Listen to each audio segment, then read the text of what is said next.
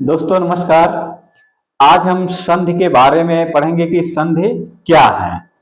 और संधियां बहुत ही आसान है, बशर्ते कि उसका तरीका सही पता होना चाहिए और वो बातें समझ में आ जाएं। तो संधियों को चाहे उसको तोड़ना हो, चाहे जोड़ना हो, चाहे उसके पहचान से संबंधित सवाल आए, चाहे जो भी सवाल आए, ये आपका सही होना ही है। और संधियों की अगर पहचान हो गई, संधियां समझ में आ गई, तो ये वर्तनी है या और जो टॉपिक होते हैं इसमें भी आपको मदद करेगा। तो देखिए, यहाँ हम आज से संधि के बारे में शुरू करते हैं। और सवाल ये उठता कि संधि किसे कहते हैं, तो पहले इसकी मूल बातों पे हम चर्चा करते हैं। देखिए, संधि में जो होता है, एक तो बात ये आपको जाननी है कि दो निकट निकटवर्ती वर्णों दो निकटवर्ती वर्णों का मेल होता है। दो निकटवर्ती वर्णों का मेल होता है और इस मेल के परिणाम स्वरूप क्या उत्पन्न होता है? विकार उत्पन्न होता है। और विकार का मतलब होता है परिवर्तन या बदलाव। तो संधि किसे कहते हैं, तो परिभाषा यही बना लेंगे कि दो निकटवर्ती वर्णों के मेल से उत्पन्न होने वाले विकार को ही संधि कहते हैं। तो ये आपकी संधि की परिभाषा क्लियर हो गई। ये वर्ण है। अब सवाल ये उठता है कि ये निकटवर्ती वर्ण दो कौन होंगे और ये विकार क्या होगा। तो हम इसे उदाहरण के माध्यम से आपको समझाते हैं। जैसे मान लीजिए एक उदाहरण हम लेते हैं, एक साधारण सा उदाहरण लेते हैं, राम और धन अवतार। ये देखिए उदाहरण है। अब यहां पे ये प्लस के इधर स्वर है, तो ऐसे इसको लिख देंगे यहां पे। और स्वर संधि का ये सूचक मिल रहा है, क्योंकि राम में भी माँ जो है ये इसमें हर्षवा की ध्वनि है, तो ध्वनि अलग पहले कर लेंगे। तो देखिए, राम माँ के नीचे हमने हल लगाया और आ की ध्वनि अलग हो गया। अब देखिए, ये निकटवर्ती वर्ण कौन होंगे, तो निकटवर्ती वर्ण देखिए, एक तो प्लस के इधर इस साइड में आ है और माँ इस प्लस का निकटवर्ती इस साइड में माँ है। इन्हीं दोनों का मेल होगा। तो आ के लिए तो इसका मेल इसी तरह से स्वर हो गया, लेकिन माँ में जो स्वर है ये हमें निकालना पड़ेगा, अलग करना पड़ेगा।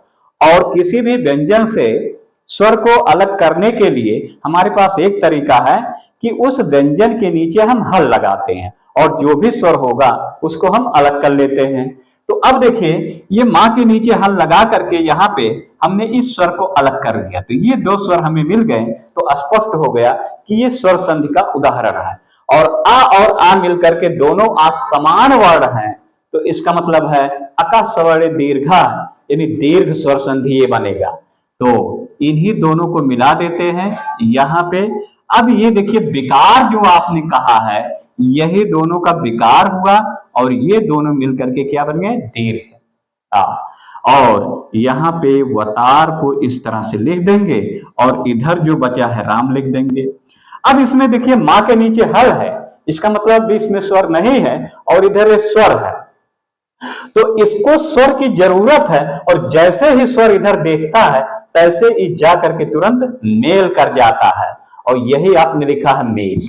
तो इस स्वर को माँ में मिलाइए, तो ये दीर्घ स्वर आ है और इसका मतलब ये माँ का दीर्घीकरण किया गया, यानी दीर्घ माँ, यानी बड़ा आ हो जाएगा इसमें। और प्लस यहाँ है तो प्लस लिख लीजिए और वतार। अब देखिए, इस प्लस को हटा दीजिए तो ये बनेगा रामावतार। ये देखिए, यही संधि हुआ। दो निकटवर्ती मेलों को ओरों का मेल हुआ और संधि दिया। अब यहीं से देखिए, ये अलग हुआ था, कहीं पहचान लेंगे कि ये दीर्घ स्वर संधि है। तो इस तरह से ये संधियां जो होती है परिभाषा है। अब इसमें आप बहुत सारे उदाहरण लेकर के इसको समझ सकते हैं, लेकिन हम अब इसमें धीरे धीरे जो इसके प्रकार हैं और फिर स्वर संधियों के प्रकार होते हैं इसके बारे में बताएंगे।